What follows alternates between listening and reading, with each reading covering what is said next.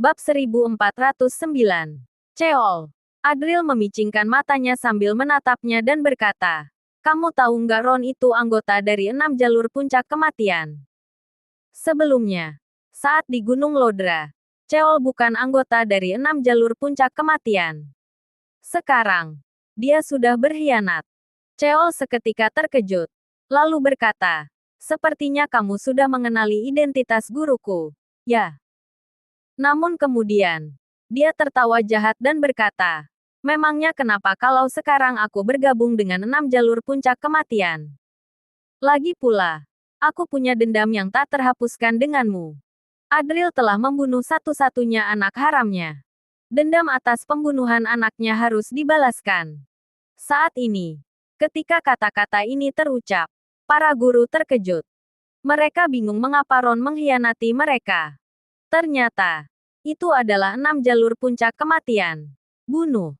Di tengah keterkejutan mereka, Leoni tetap tenang dan langsung melangkah maju untuk membunuh Cheol. Namun pada saat ini, Cheol hanya tersenyum sinis dan berkata, "Lebih baik kamu urus dirimu sendiri dulu." Setelah ucapan itu terlontar, tiba-tiba terdengar jeritan mengerikan di antara para guru. Beberapa guru yang memiliki tingkat keahlian tinggi tiba-tiba meledak marah dan menyerang rekan-rekan sejawat mereka yang dulu. Seketika, barisan para guru menjadi kacau. Sementara itu, Leoni terkejut dan berteriak. Dia juga diserang oleh seseorang. Lengannya terkena pedang. Dia berteriak, lalu memulai permainan benang sutranya dan masuk ke dalam pertempuran. "Persiapanmu sangat matang, ya." Namun, Adril tidak merasa terkejut. Ekspresinya tampak dingin. "Ini semua berkat kepala akademi yang memberikan semua kekuasaan di akademi kepada guruku. Kalau enggak, guruku enggak akan bisa menempatkan begitu banyak orang." Ekspresi Cheol tampak sangat bangga. Dia tersenyum jahat sambil berkata, "Kamu tahu enggak apa syaratku untuk bergabung dengan 6 jalur puncak kematian?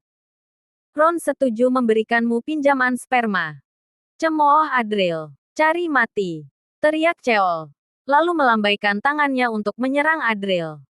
Dalam sekejap, kekuatan guru buminya meledak, disertai dengan serangan energi sejati yang menggempur. Lalu, seekor naga air meloncat keluar. Dia langsung menyerang Adril dengan kekuatannya yang luar biasa.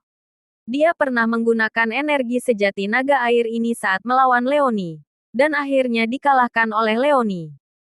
Namun, itu Leoni. Bagaimana Adril menghentikannya? Sekarang, Leoni sangat gelisah. Dia ingin melindungi Adril, tetapi terjebak oleh lawannya. Bagaimanapun juga, Ron tidak akan membawa orang yang lemah masuk ke akademi.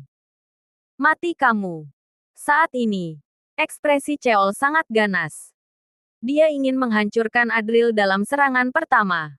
Di tengah kekhawatiran Leoni, Adril mengangkat alisnya. Dia mengeluarkan pedangnya. Cahaya pedang yang menyilaukan bersinar di langit. Pedang melintang. Petir meledak. Adril mengangkat tangannya, lalu meraih pedang setengah jadi yang bergetar dan menderu itu.